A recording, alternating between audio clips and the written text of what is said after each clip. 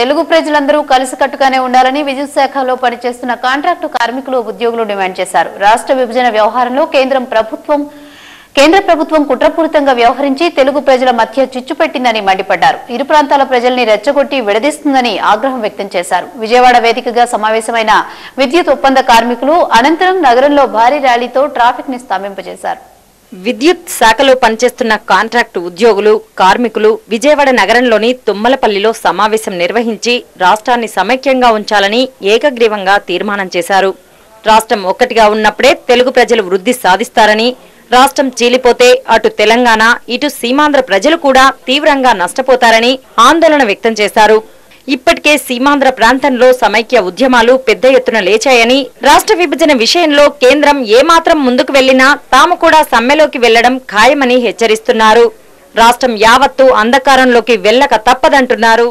విద్యుత్ కాంట్రాక్ట్ కార్మికుల ఐక్యవేదిక సమావేశానికి రాష్ట్ర వ్యాప్తంగా వేలాది మంది విద్యుత్ కాంట్రాక్ట్ కార్మికులు తరలివచ్చారు. ఇంకా ఇప్పుడు ఉన్న స్ట్రెంత్ కంటే డ్యూటీలో ఉన్న వాళ్ళు కాకుండా ఇంకో రెట్టింపు స్ట్రెంత్ వచ్చే అవకాశాలు ఉన్నాయి. అందరూ మార్గ మధ్యలో ఉన్నారు. ఈ అన్ని జిల్లాల్లో పనిచేస్తున్న విద్యుత్ కాంట్రాక్ట్ కార్మికుల అందరి ఆకాంక్ష కోరిక ఒకటే, ఈ రాష్ట్రాన్ని సమైక్యంగా ఉంచాలి. ఈ సమైక్యంగా ఉంటేనే విద్యుత్ కాంట్రాక్ట్ కార్మికులు 23 జిల్లాల్లో పనిచేస్తున్న విద్యుత్ కాంట్రాక్ట్ కార్మికులు భద్రత ఉంటుందని చెప్పి, సమైక్యంగా ఉంటేనే రాష్ట్రం సర్వతోభివృద్ధి చెందుతుందని చెప్పి బలంగా నమ్ముతున్నాం, దృఢంగా విశ్వసిస్తున్నాం. దీనికి కట్టుబడి ఉన్నాం. ఎట్టి పరిస్థితుల్లో సమైక్యాంధ్ర ఉద్యమానికి మేము కట్టుబడి ఉన్నాం. విభజన ప్రక్రియ జరిగితే కనుక ఏ క్షణమైనా సరే విద్యుత్ కాంట్రాక్ట్ కార్మికులందరం కూడా మెరుగు సమ్మె చేయడానికి సిద్ధంగా ఉన్నాం. సమావేశం అనంతరం వేలాది మంది విద్యుత్ ఉద్యోగులు తుమ్మలపల్లి నుంచి సబ్ కలెక్టరేట్ వరకు భారీ నిరసన ప్రదర్శన నిర్వహించారు. వేలాది మంది ఉద్యోగులు ర్యాలీగా రోడ్లపైకి రావడంతో తుమ్మలపల్లి నుంచి సబ్ కలెక్టర్ కార్యాలయం వరకు ట్రాఫిక్ ఎక్కడికక్కడే స్తంభించిపోయింది. సమైక్య భావన ఎంత బలంగా ఉందో ఇప్పటికైనా కేంద్రం గుర్తించాలని విద్యుత్ ఒప్పంద ఉద్యోగులు కోరారు.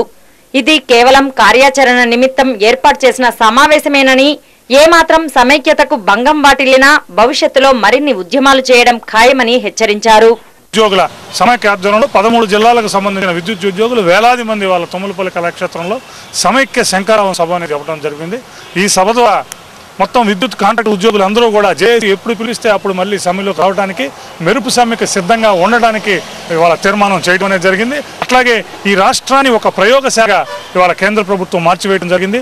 ఎవరికి ఇష్టం వచ్చిన రీతిలో వారు పదార్థాలను ఆ ప్రయోగశాలలో పెడుతున్నారు. ప్రయోగ ఫలితం ఏమిటో, ఈ ప్రయోగ ఫలితం ఎలా ఉండదు అనేది కూడా తెలంగాణ ఇటు సీమాంధ్ర ప్రజలకి, ఆంధ్రప్రదేశ్ ప్రజలకి తెలియని పరిస్థితి ఏర్పడింది.